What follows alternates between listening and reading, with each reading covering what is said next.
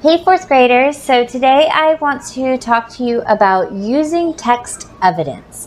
This is a skill that is vitally important that we develop and understand. Text evidence is basically when you are using specific details from the text to support what you're saying. And you can use text evidence with fiction and nonfiction text. But this is something that as you get older and are writing more detailed and specific research papers and things like that, this is a skill that you're going to have to be using a lot. And in fact, you even see it in your lessons a lot when it comes time to complete the written response questions. It'll say use details from the text or use evidence from the text to support your thinking. And so how do we do that? Well, I'm going to use an example. One of our fourth grade reading list books is Who Would Win, the Who Would Win series. This one is specifically the whale versus the giant squid. I'm not going to read the whole book, but I am going to read the end. And we're going to imagine that I have a question that I have to respond to that says, if there was a battle in the ocean between a whale and a giant squid, who would win? Use text evidence to support your answer. Okay, so that's the question that we're going to imagine that I'm trying to answer, and I'm going to use this text because it's called Who Would Win, so obviously somebody is going to win, to respond. Now, if you've never read these books before, they're great. There is a lot of good information within the text. These are informational texts, but they do have some fictional elements to them. All right, and it's basically imagining that there's these two predators and there's some epic battle between those two predators, and we want to figure out who's going to win that battle. There's like the grizzly versus the polar bear, a killer whale versus great white shark. There's all kinds of books in this series. So if you enjoy nonfiction texts and you like to read about animals, this is a really fun series, and all the books are short too, so you can read these within one sitting. Okay. So really quickly, as I go through, it's talking about specifically the sperm whale in this book, not just any whale, the sperm whale. Okay, so it gives us some facts about the sperm whale. You see lots of different text features within this. How we have a title, the scientific name. It has some big facts, colorful facts, runner-up facts, long facts, did you know facts, and then there's some text, right? And then we have the same thing for the squid, the giant squid. It talks about mammals and mollusks because the whale is a mammal, the squid is a mollusk. It talks about the eyes that they have. It talks about their teeth or the beak for the squid because the squid doesn't specifically have teeth. It talks about their tails or fins. It talks about oil, cash reward. Okay, so this might have been something like historical. All right, there's dinner, what do they eat? Their speed. So we're learning all of these different facts. Echolocation, their ink, so different ways that they can communicate. Famous legends of both of these animals. And then when we get to the end, we have the battle. That's where we're going to read. So I'm going to read to you about the battle. And then again, I'm going to answer the question, who would win the battle? And I'm going to use specific text evidence to support my thinking. All right, so here we go. The whale dives. It is looking for food. It sends out sound waves, hoping to find a tasty meal. It senses a few small fish. The whale is hungry. It is looking for a nice, giant calamari dinner. Calamari, by the way, is squid. If you've never had calamari, it's delicious. Anyway, the giant squid is in the deep waters and out of range. The giant squid decides to move to shallower water, an easier place to find food. Most fish and squid live in water less than 200 feet deep. The whale senses the giant squid a quarter of a mile deep. It dives deeper. So here we have the pictures. We have the whale diving. And right here we have the squids moving up, and you can see the whale up there in the picture. This giant squid doesn't notice the whale right away. The whale clicks a few sounds, locates the giant squid, then attacks with its mouth open. The whale grabs a small piece of one of the squid's arms. The giant squid blows ink in the whale's face, then darts away. The whale swims after the giant squid. The squid sees the whale and decides to attack first.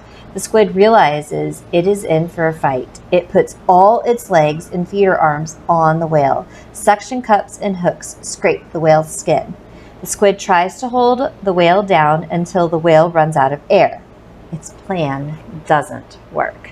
So here you can see the whale's attacking and the squid is squirting the ink, and then right here you see the squid is all wrapped around the whale. It's trying to hold it under the water until the whale runs out of breath. The whale maneuvers and bites a chunk of the squid and a few of the squid's arms. A few more bites and the giant squid is in trouble. The whale thinks the giant squid is delicious. The whale wins, but he has sucker and scratch marks all over his head. That fight hurt. All right, so that right there is the battle at the end of the book. Now, what could I say about that? Well, I would say, according to the text, the whale would win the battle. And then I'm going to use specific examples. While the squid put up a good fight in the text, he was able to, I could say in the text, he was able to hook his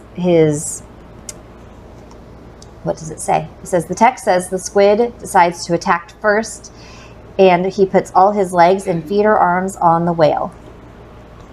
Okay? He's trying to drown the whale is what he's trying to do. So I could say, according to the text, and then quote that. So I'm going to put that in quotation marks. I'm going to say, according to the text, the squid decides to attack first by wrapping his legs and suction cups around the whale. He's trying to drown the whale.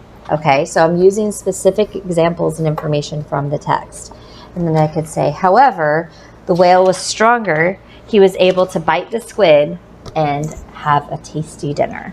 Okay, so again, I'm using specific information from the text. If a prompt tells you to use specific text evidence, you want to make sure that you have a direct quote from the text. That means you say something exactly like the text says. So I said, for my example, the squid decides to attack first. That's one of the sentences in the text, okay? So I directly quoted it. I'm not going to leave the quotes off, though, because while I could have made up that sentence, I didn't.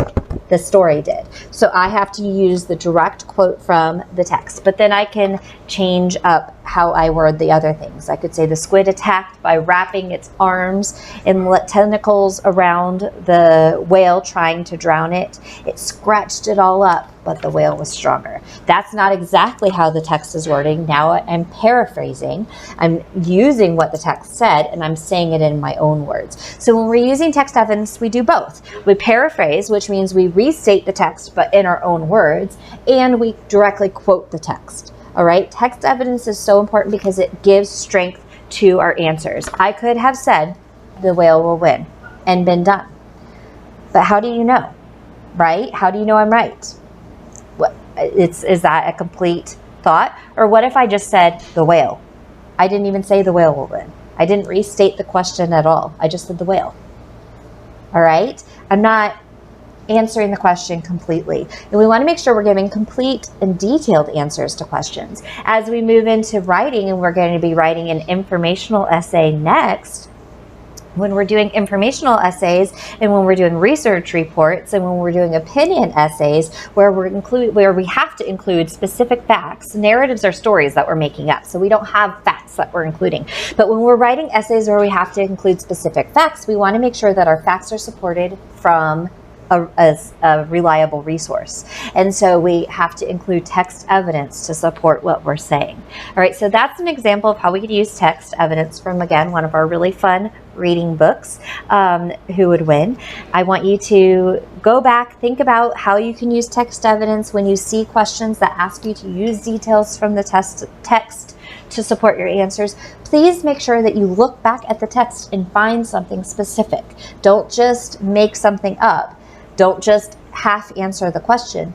Use specific evidence. You might be paraphrasing, you might be quoting directly, but use that specific evidence. What did the text say about whatever it is the topic that you're answering a question about?